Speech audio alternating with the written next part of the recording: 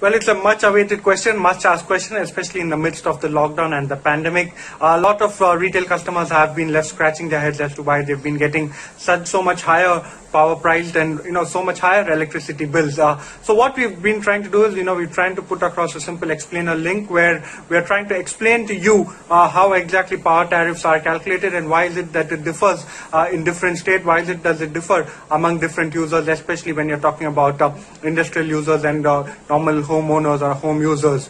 So now, how exactly is India calculating the tariffs? Now, it's a slightly complicated process, and the government has set up various institutions. One of the main institutions is the CERC, the Central Regulatory Tariff Commission, or the Central Electricity Regulatory Commission. So now what exactly they do is that once every 5 years they would meet and they would actually come out with the tariffs. In India, tariffs are calculated on the basis of a cost plus model. So for a simple example, if you take a thermal company like NTPC or even a hydro-based power company like NHPC, what the government does is it takes into account all the costs that these companies have taken in terms of their coal or in terms of NHPC, in terms of setting up the equipment, also adding in the depreciation, taking into account all of the spends taken up by these companies. The government or the CERC would then come up with a tariff that is basically a cost plus model. So all of the cost plus a fixed regulated equity or an ROE return of 15% is somewhere in the range of that. It differs every 5 years. So on the basis of that, what you actually see is that the tariff that the DISCOM needs to pay is actually come up with. Now also what DISCOMs do is that they again have their own fixed costs that they need to take care of.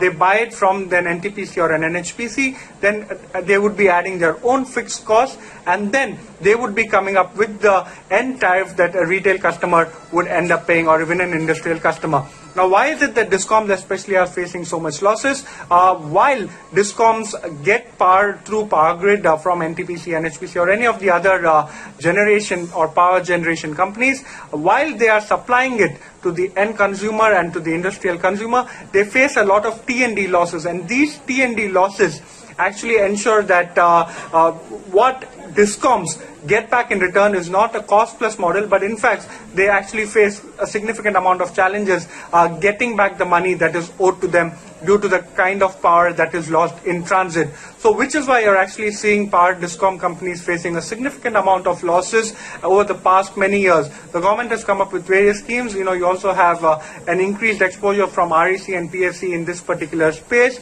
But overall, when you're talking about power, this is how the end calculation is done, and this is why, especially when you see states like Maharashtra, West Bengal, given the fact that the mix of industrial as well as residential is vastly different, on the cost plus basis model you actually get varying tariffs, and which is why tariffs vary across all of the states and even across different types of users.